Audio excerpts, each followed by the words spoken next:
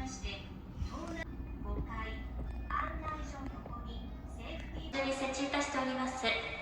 鍵付きの廊下もご利用のお客様は、ルームナンバーを確認の上、出港まで今しばらくお待ち。船内にて必要な手回り。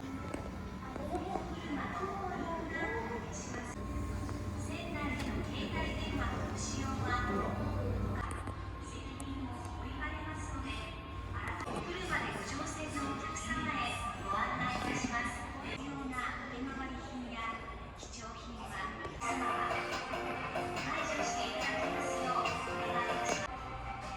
船内におきまして、船内すべて禁煙でございます。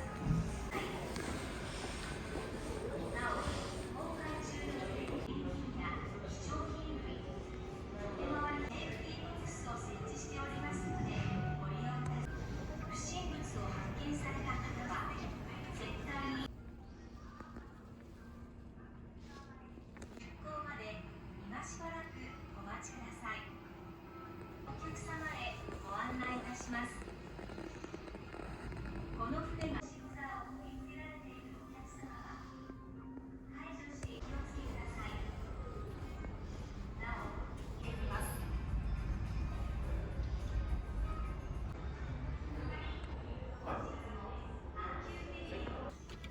お待ちください。客室をご利用のお客様は、カードキーでお入りください。お客様へご案内いたします。この船が出港いたします。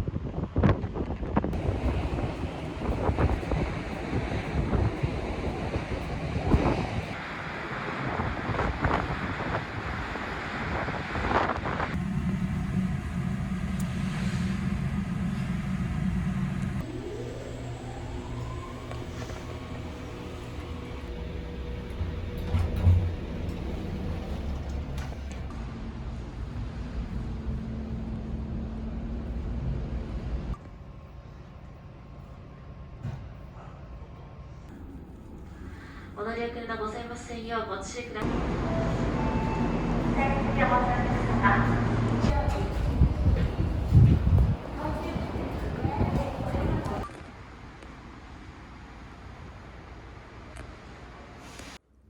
今日も動画を見てくれてありがとう。おすすめの動画はこちらにもあるので、よかったら見てください。チャンネル登録もよろしくお願いします。それではまた次回の動画でお会いしましょう。ではでは。